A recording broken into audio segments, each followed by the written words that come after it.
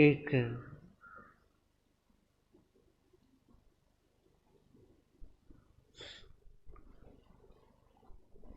बहुत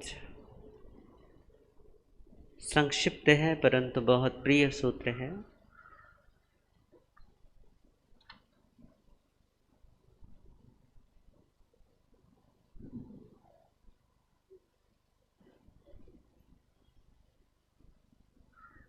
सूत्र है मूर्छा परिगहो वुत्त, कि मूर्छा को परिग्रह कहा है।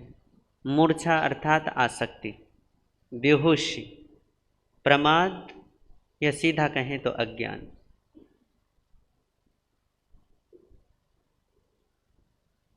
सूत्र हमारी मूर्छा को, हमारी आसक्ति, हमारी माया ममता को परिग्रह के रूप में रेखांकित करता है। इसी सूत्र पर आज हम थोड़ा सा अपनी बात को रखते हैं, इसे समझने की कोशिश करते हैं कि परमात्मा हमें कहना क्या चाहते हैं। सूत्र का भाव तो बहुत सरल है, बहुत आसान है कि आसक्ति क्या है? परिग्रह है। आसक्ति मात्र परिग्रह है, केवल आसक्ति ही परिग्रह है।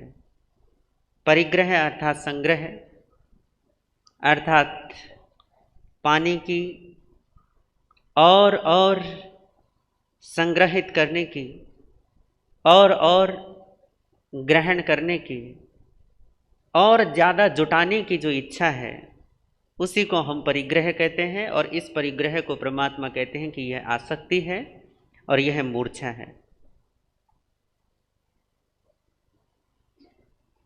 अगर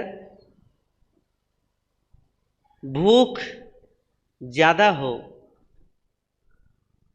और भोजन थोड़ा हो, भूख तो लगी है आपको 5 रोटी की और खाने को मिली 1 रोटी, तो क्या होगा? भूखे रह जाएंगे। इसी तरीके से शरीर तो है आपका 5 फुट का, 6 फुट का, और चादर रह गई आपकी 2 फुट की, तो क्या होगा? है ना? तो शरीर तो 5 या 6 हाथ का ले रखा है, और शरीर और चादर क्या रह गई? चादर नहीं है बल्कि रुमाल है, तो क्या होगा? है ना? बुरा हाल ना। यही जीवन में भी है। आप इसे ऐसा भी देख सकते हैं कि घर में सदस्य तो ज़्यादा हो, है ना? घर के सदस्य तो ज़्यादा हो, परंतु रहने के लिए घर अगर छोटा हो तो घर में रहना, एक ही कमरे में अगर 8-10 लोग घुस जाएं तो क्या होगा? है नहीं? तो भैया तो लेटने की जगह फिर बैठकर रात गुजारो। तो जैसे भूख ज़्यादा हो और भोजन कम हो, शरीर बड़ा हो चादर छोटी हो, सदस्य ज़्यादा हो और कमरा या रहने की जगह जो हो वो क्या रह जाए? वो छोटी रह जाए। ऐसे ही आमदनी अठन्नी और खर्चा रुपया। क्या आमदनी तो हो थोड़ी और खर्चा हो ज़्यादा, दिखावा हो ज़्यादा, है ना? क्योंकि आपने स्टेटस ही इसी को बनाया अपना। आपने अपने ज़िंदगी का स्तर ही आपने जीने के इन खर्चीले तरीकों से निर्धारित किया है।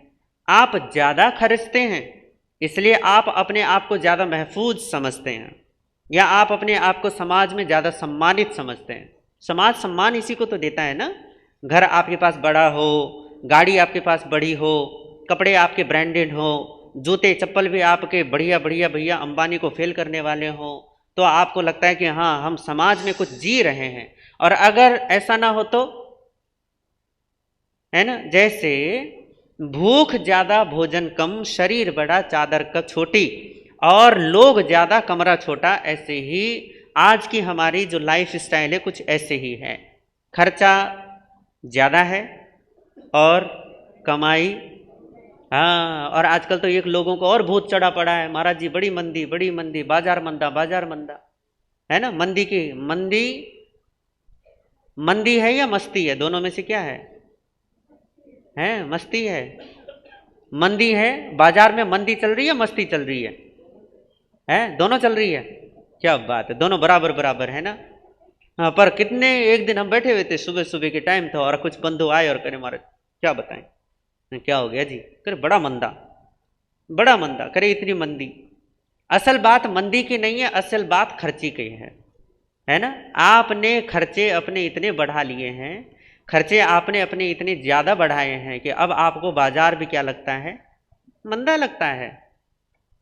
जब जब हम अपनी इच्छाओं को तूल देंगे, जब जब हम अपनी कामनाओं को और बढ़ाएंगे, या जब जब हम अपने बेलगाम बेहिसाब खर्चों को ऐसे ही बढ़ाएंगे, तब तब हमें, आप हमेशा याद रखिएगा कि तब तब हमें बाजार हमेशा मंदा दिखेगा। क्यों? क्योंकि एक चाल होती है बाजार की, और एक चाल होती है विचार की। एक गति है जो चलती है मार्केट में, और एक गति है जो चलती है आपकी इच्छाओं में। हमेशा आपकी इच्छाएं क्या कर देती हैं, हमेशा इच्छाएं ही ओवरटेक करती हैं। होता ही या नहीं होता? अगर मान लीजिए कि अगर बाजार में दौड़ और आपकी कामनाओं में अगर दौड़ लगा दी जाए, तो कामनाएं तो भागेंगे खरगोश की तरह, और बेचारा बाजार चलेगा कछुए की तरह। और फिर आप शिकायत करोगे कि बाजार बड़ा मंदा है।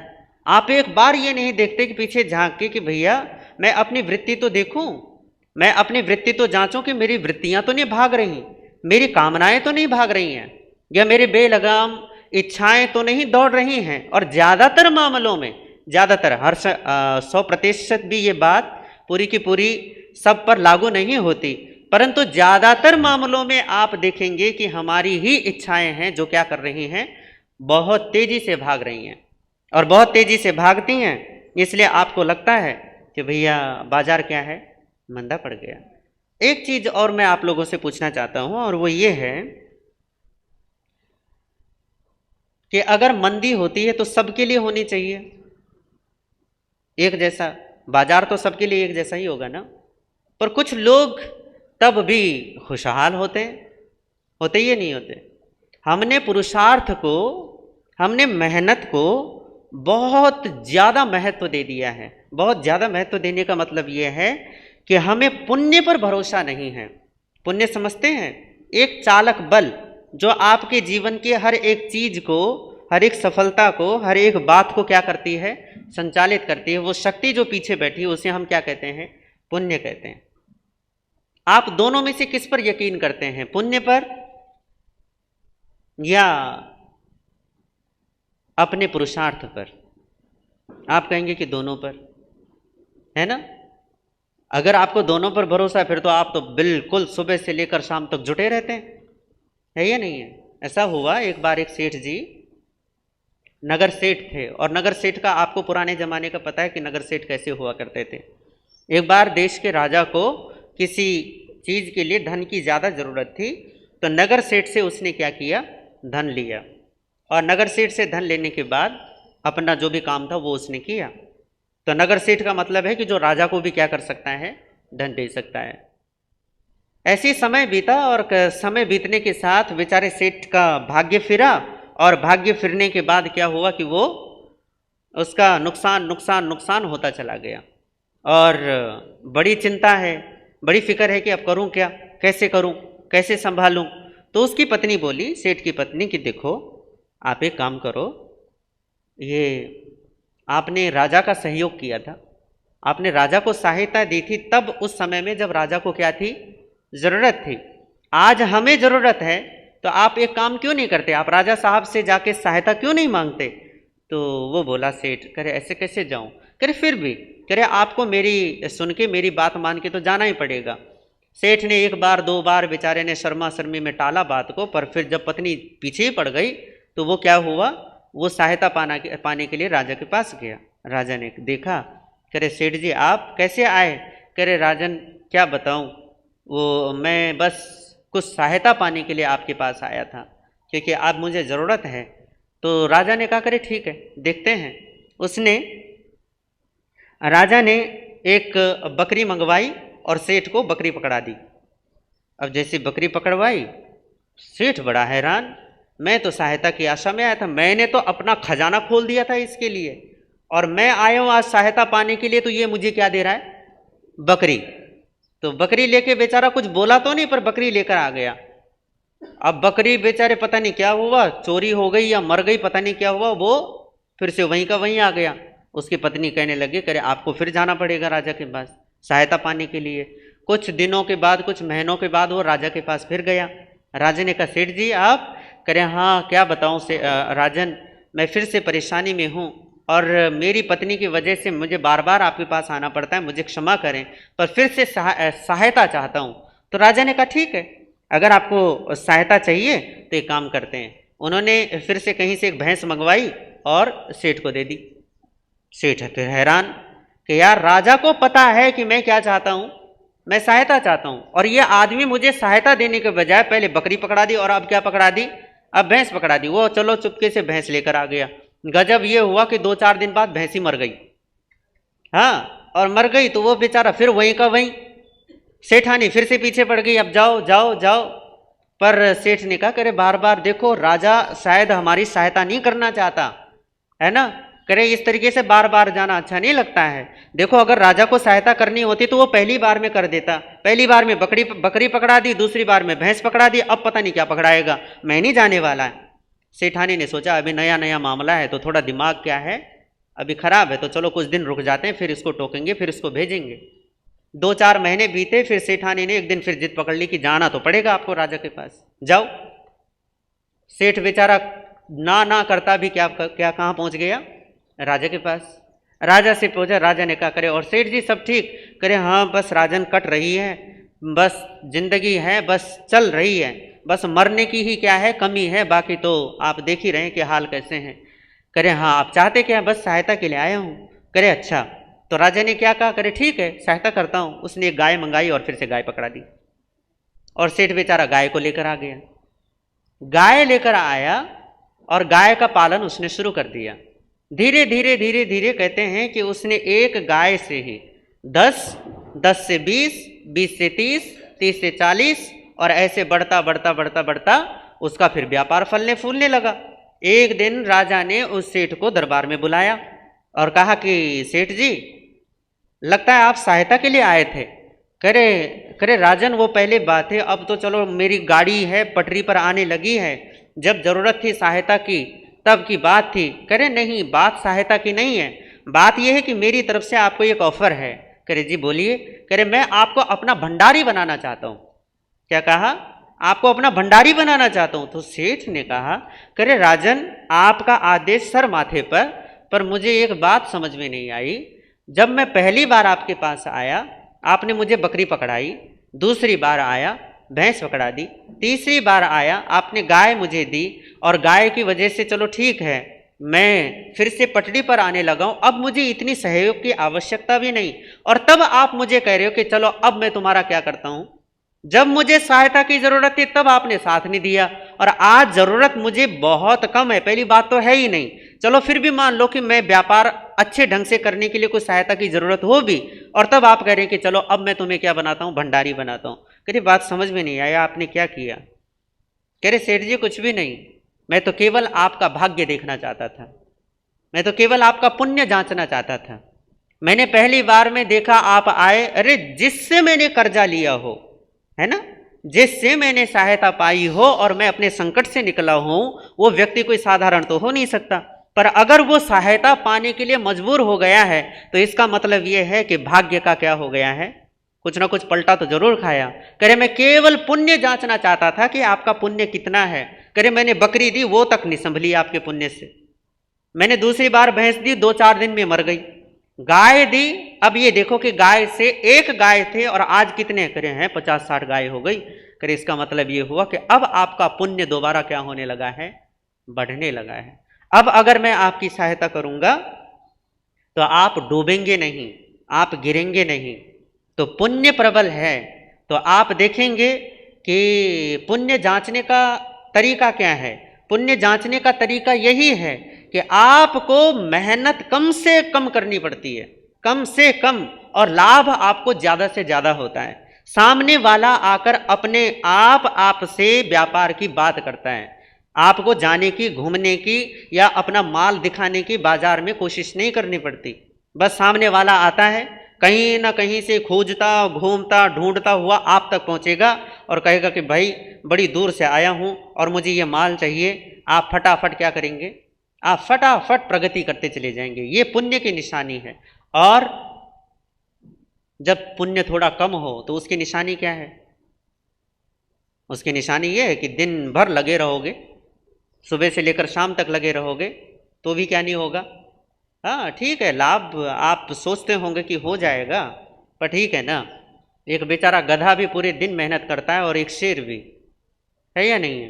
तो पुण्यशाली तो शेर की तरह होता है कि एक ही बार में अपने पूरे साल का क्या कर देगा, वो व्यवस्था कर लेगा। हाँ फिर ठीक है, जहाँ तक अब आप ये कहोगे कि फिर क्या पुरुषार्थ करना बंद कर दें? पुरुषार्थ करना बंद नहीं करना होता, बल्कि अपनी कामनाओं पर और अपनी चिंताओं पर अंकुश लगाना होता है। जब आप अपनी कामनाओं पर और अपनी चिंताओं, अपनी नकारात्मकता पर जब आप अंकुश लगाते हैं, तब जीवन में पुण्य बढ़ना शुरू होता है। और जितना जितना पुण्य का संग्रह होगा, उतना उतना जीवन आसान से आसान, आसान से आसान होता चला जाता है। पता है, लोगों की कुछ वृत्तियां होती हैं, इन वृत्तियों को अगर आप ध्यान में लेंगे तो इन वृत्तियों पे अगर आप देखेंगे, गौर करेंगे, तो आप अपने आसपास या अपने में ही इनमें से कोई ना कोई वृत्ति पाएंगे, है ना। सबसे पहली वृत्ति होती है मुझे दो, है ना, इसे बस चाहिए होता है। मुझे दो, मुझे दो का मतलब है कि मुझे चाहिए, मैं हूं और केंद्र में केवल और केवल मैं हूं, अपने केंद्र को भूल नहीं पाता। अगर व्यापार करता है, काम धंधा करता है, कुछ भी करता है, संसार घर गृहस्थी भी करता है, तो भी केंद्र में कौन होता है? मैं हूं। मुझे दो, ये जो वृत्ति है मुझे देने वाली कि मुझे चाहिए, इसको कहते हैं भिखारी वृत्ति। भिखारी वृत्ति का मतलब बस मुझे मिल जाए, किसी भी ढंग से मिल जाए, ये देने की कभी सोचता नहीं है, बांटने की कभी सोचता नहीं है। हाँ, ऐसा नहीं है कि ये बांटेगा नहीं, बांटेगा, पर पहले उसका वो लगा देगा, जोड़ गुणा भाट लगा देगा कि भैया इसके एवज में मुझे वापस क्या मिलने वाला है। वापस मिलने की संभावना होगी तो देगा, अन्यथा नहीं देगा। तो पहली वृत्ति है मुझे दो, ये वृत्ति कभी पूरी ही नहीं होती, हमेशा बस मुझे दो, मुझे दो, मुझे दो लगा रहता है। ऐसा कहते हैं कि हमारे पंजाब में बहुत बड़े फ़कीर हुए हैं, फरीद। तो कहते हैं कि फरीद के पास, फरीद का नाम सुन के एक बार एक बहुत बड़ा बादशाह उसी फरीदकोट के थे ना, तो फरीदकोट का जो बादशाह था, जो उस जमाने में वहाँ का नवाब था, वो कहते हैं कि फरीद का नाम सुन के उनके पास आता है और उनका नाम सुना, उनके पास आया, दर्शन की, बातचीत किया, बड़ा प्रभावित हुआ और प्रभावित होकर कहता है कि हे फ़कीर साहब, आप मेरे महल में आए और जो भी आपको ज़रूरत है मैं आपकी ज़रूरत क्या करूँगा, मुझे भी सेवा का मौका दें। फरीद ने कहा ठीक है भैया, अगर कभी मुझे ज़रूरत होगी किसी चीज़ की तो मैं ज़रूर आऊँगा। अब फरीद रहते थे एक जगह पे, तो एक दिन उन्हें ज़रूरत कुछ चीज़ों की, उन्हें लगा कि भैया कुछ चीज़ है तो चलो, उसने बोला था मुझे कि आप जब चाहें तब क्या कर देना, मुझे सेवा का मौका देना। तो कहते हैं कि फरीद सुबह सुबह पहुँच गए वहाँ महल में, और जब वो महल में गए तो वो जो आदमी था, वो नवाब या वो बादशाह, वो उस समय नमाज पढ़ रहा था और नमाज का आखिरी हिस्सा था जिसमें फिर दुआ मांगी जाती है। नमाज का आखिरी हिस्सा दुआ मांगने वाला, तो वो दुआ क्या मांग रहा था बादशाह, हे अल्लाह, या खुदा मेरे ख़जाने में बरकत कर, मेरे परिवार में बरकत कर, मेरे धन में, मेरी संपत्ति में बरकत कर। तो कहते हैं जब उसको ऐसा कहते हुए किसने सुन लिया? फरीद ने। जैसे फरीद ने सुना वो वापस चल दिए, और वापस चले, इतने में वो बादशाह उठा, उसने देखा कि अरे फरीद साहब तो चले। उसने देखा कि फरीद साहब आए, वो भागता हुआ गया और कहा फरीद साहब, फ़कीर साहब आप आए, बड़ी कृपा आपकी, और इतने दिनों बाद आपने दर्शन दिए।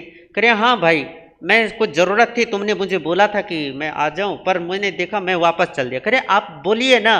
करे नहीं भाई, अगर मुझे मांगना ही है तो मैं उससे मांगूंगा जो किसी से नहीं मांगता, भिखारी से मैं क्या मांगूं। करे यहाँ कौन भिखारी है? करे तुम भिखारी हो। करे मैं भिखारी? करे और क्या? कह रहे इतना अच्छा खजाना ले रखा है, इतनी धन है, संपत्ति है, मान है, सम्मान है, पर फिर भी तुम्हारी मांग अभी भी बनी हुई है और तुम अल्लाह से कह रहे हो कि मेरे को क्या कर, मुझे और बरकत दे, मुझे और बरकत दे। तो क्या करे भाई, अगर तू भी उससे मांगने वाला है ना, तू उससे मांग के मुझे देगा तो मैं सीधा उससे क्यों ना मांग लूं, है ना, मैं सीधा उसी से मांगूंगा। तो यही है कि एक आदमी, एक मैंने वो पढ़ा था, एक बात पढ़ी थी कि भैया एक भिखारी है जो मंदिर के बाहर बैठकर सब लोगों के सामने हाथ फैलाता है, और एक भिखारी है जो मंदिर के अंदर हाथ फैलाता है। हाथ मांग तो दोनों की ही है, ये नहीं है, मांग दोनों की ही है। संसार की मांग जब तक मुझे दो वाली जब तक वृत्ति, तब तक ये वृत्ति आपको केवल भिखारी बनाकर रखती है। दूसरी वृत्ति मेरे पास नहीं है, बहानेबाज वाली, हैगा भी, होगा भी, पर फिर भी क्या कहेगा, मेरे पास नहीं है।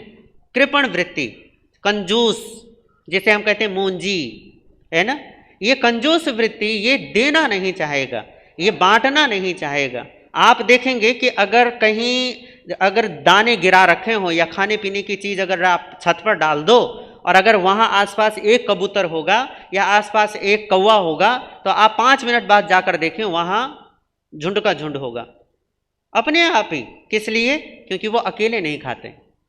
मैंने देखा है कबूतरों को या कौवों को, जब भी उन्हें कुछ मिलता है या कुछ होता है तो वो काऊ काऊ काऊ काऊ करके सब जगह, और ऐसे कबूतर भी मुंडेर पर बैठ जाता है, देखता रहता है।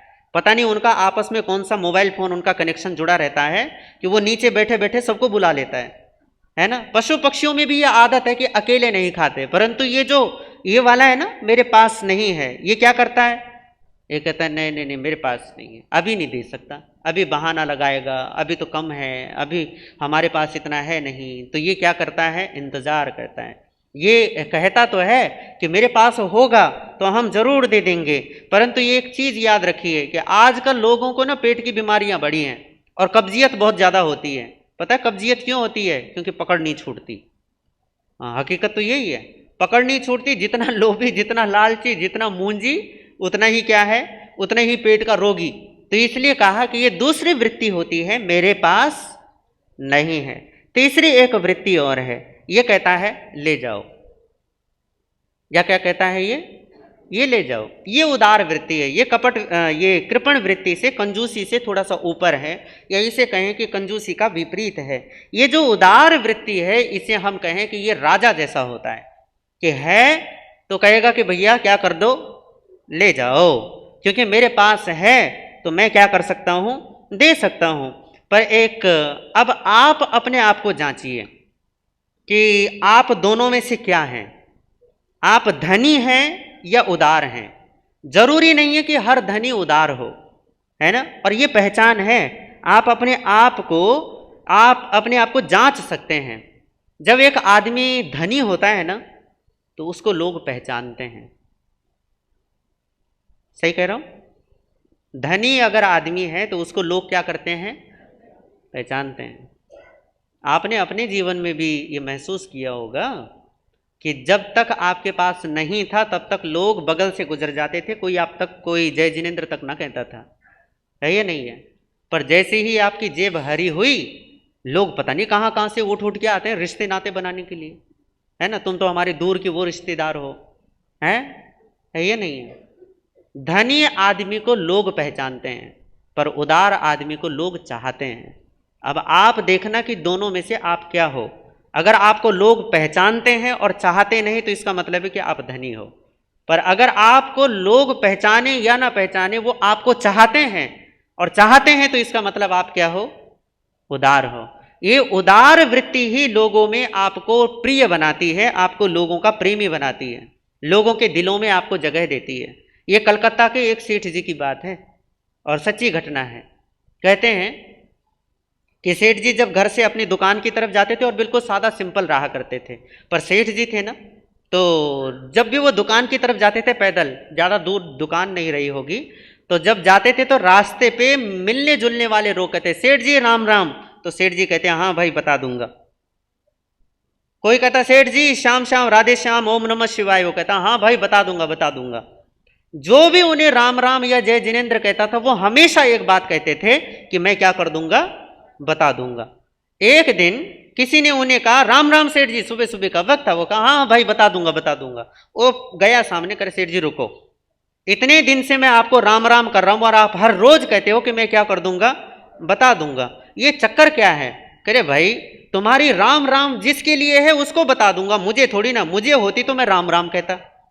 करे मुझे तो राम राम है नहीं। करे क्या मतलब है? करे मतलब ये है कि मैंने अपने जीवन में वो दिन देखे हैं जब मेरे पास पैसा नहीं था, जब मेरे पास धन नहीं था, तब भी मैं इसी गली से निकलता था, तब भी वही लोग मिलते थे, परंतु तब वो राम राम ना करते थे, तब तो बगल से निकल लिया करते थे। तब मैं ऐसे निकल जाता था बगल से, लोग मेरे आसपास से ऐसे चले जाते थे जैसे मैं वहां हूं ही नहीं। क्या कहा? जैसे मैं हूं ही नहीं।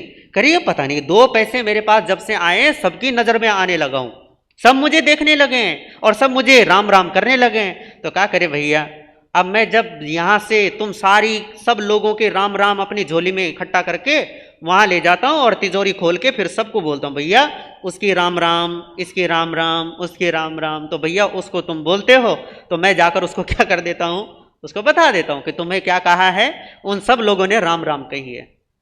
यही है उदार वृत्ति का मतलब यह है कि आपको लोग चाहते हैं, और धन का मतलब यह है कि लोग आपको पहचानते हैं। तो आपको पहचान बनानी है या आपको चाहत बढ़ानी है?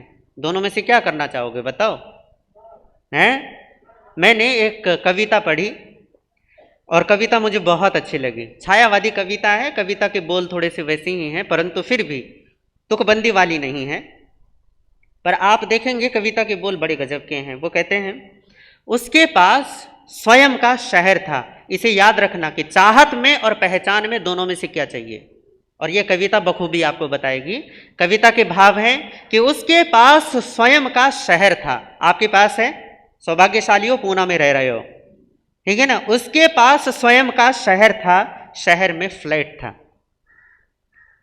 पॉश एरिया में, शहर में फ्लैट था, फ्लैट पॉश एरिया में, 2 बेडरूम, ड्राइंग रूम, घर में व्यक्ति 3, स्वयं, पत्नी और बेटी, नौकर भी 3, एयर कंडीशनर, कार, ड्राइवर, ये सब। माली आकर फूलों का जतन कर जाए, कार में टेप रिकॉर्डर गाए, है ना, जाहो जलाली। घर में कंप्यूटर, इंटरनेट, शाम को वही रंगीनी। What a life, what a flat, है ना, क्या जिंदगी है, क्या घर है। पास में मोबाइल भी था, किसी बात की नहीं थी कमी, सब कुछ था पास पर दिल फिर भी उदास। सब कुछ था पास पर फिर दिल फिर भी उदास। क्यों उदास क्यों था? तो कहा क्योंकि अकेला था। क्या था? अकेला था। स्वयं का तो एकांत ना था, क्योंकि एकांत व्यक्ति को क्या करता है, उन्नत बनाता है। अकेलापन व्यक्ति को सिकोड़ देता है, डिप्रेशन में ले जाता है। तो कहा किस लिए कि सब कुछ था पास पर दिल फिर भी उदास। क्यों? क्योंकि अकेला था, स्वयं का एकांत न था, फोन था पर अपनी बात बांट सके ऐसा कोई न था, है ना, अपनी बात बांट सके ऐसा कोई न था। तो आप इन रिश्तों की भीड़ में देखो कितने लोग हैं जो आपको जब आप अकेले बैठे हों और चेहरे पर थोड़ी सी, चाहे वैसे ही नॉर्मली थोड़ा सा भी दिखे, तो कोई आकर ना पूछे कि जी क्या हुआ है, तो देखना कि गड़बड़ी कहाँ हुई है ना। तो तीसरी वृत्ति समझ गए, ले जाओ। और चौथी वृत्ति है नहीं चाहिए, है ना, नहीं चाहिए। देखो पुराना शब्द दिया है साधुओं के लिए भगवान ने, भगवान महावीर ने भी और भगवान बुद्ध ने भी, दोनों ने ही इस जो नहीं चाहिए वाली वृत्ति को उन्होंने एक शब्द दिया, भिक्षु। और ये भिक्षु भिखारी से ही बना है। आज जो शब्द है ना भिखारी जिसे हम कहते हैं, दोनों का मतलब एक ही होता है। भिक्षु का मतलब भी मांगने वाला और भिखारी का मतलब भी मांगने वाला। पर आप साधुओं को भिक्षु कहते हो या साधुओं को भिखारी कहते हो? दोनों में से क्या कहते हो? क्यों, किस लिए कहते हो? भैया मांग कर तो हम भी करते हैं ना। हमें भोजन चाहिए तो किससे चाहिए बताओ? अन्नदाता कौन है हमारे? आप हैं। हमारे भोजन दाता आप हैं, हमारे वस्त्र दाता आप हैं, हमारे ये शयन आसन दाता आप हैं। मतलब ये कि छोटी से लेकर बड़ी तक अगर कोई भी चीज चाहिए तो उसकी आपूर्ति कौन करता है? आप करते हैं। इसका मतलब मांगने वाले हुए ना। तो भिक्षु हैं या भिखारी हैं?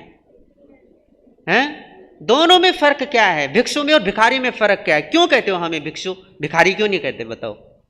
थोड़ा कह सकते हो इंटरनेशनल भिखारी हैं। हाँ, क्या नहीं करते? क्या कहते हैं? नहीं चाहिए, है ना? नहीं चाहिए। नहीं चाहिए का मतलब है कि जितना चाहिए उतना तो जरूरी है भैया, भोजन पानी वस्त्र वगैरह तो आवश्यक है, परंतु इसका मतलब यह है कि उतना ही जितना चाहिए और उसके बाद नहीं चाहिए। और अगर आप में से कोई, मैंने किसी को कहा कि भाई मुझे ये जरूरत है और आपने कह दिया महाराज नहीं हो पाएगा, तो क्या मैं झगड़ा करूंगा आपसे? कोई कलह या भीतर में राग द्वेष पैदा होगा? नहीं होगा। अगर राग द्वेष पैदा हुआ है किसी के न देने से तो इसका मतलब है कि मैं भिक्षु नहीं हूं, मैं भिखारी हूं। और अगर राग द्वेष पैदा नहीं हुआ है तो मैं चाहे कितना ही मांग लूं, कितना ही, मैं फिर भी क्या हूं? भिक्षु हूं, मैं साधु हूं। तो भिक्षु और भिखारी का पता चल गया। जिसे कुछ नहीं चाहिए वो भिक्षु है। और गजब की बात यह है कि जो भिक्षु है वही तो सम्राट है या नहीं है? इसीलिए आप कहते हो महाराज साहब। महाराज किसको कहते हैं पता है ना? जो राजाओं का भी राजा है वो महाराज है। और आप हमें राजा नहीं कहते, आप हमें क्या कहते हो? महाराज कहते हो। किस लिए कहते हो? क्योंकि नहीं चाहिए। तो आपको क्या बनना है बताओ चारों में से? आप देख लो, अपने अपने हिसाब से जो पसंद आए वो ले लो। अब जबरदस्ती वाली बात तो है नहीं, पर आप अपने आप को जांचें कि हमारी वृत्तियां कौन से स्तर पर, किस स्तर पर काम कर रही हैं। अगर समझेंगे तो जीवन अवश्य में दिव्य बनेगा, भव्य बनेगा। इन्हीं भावनाओं के साथ ओम शांति।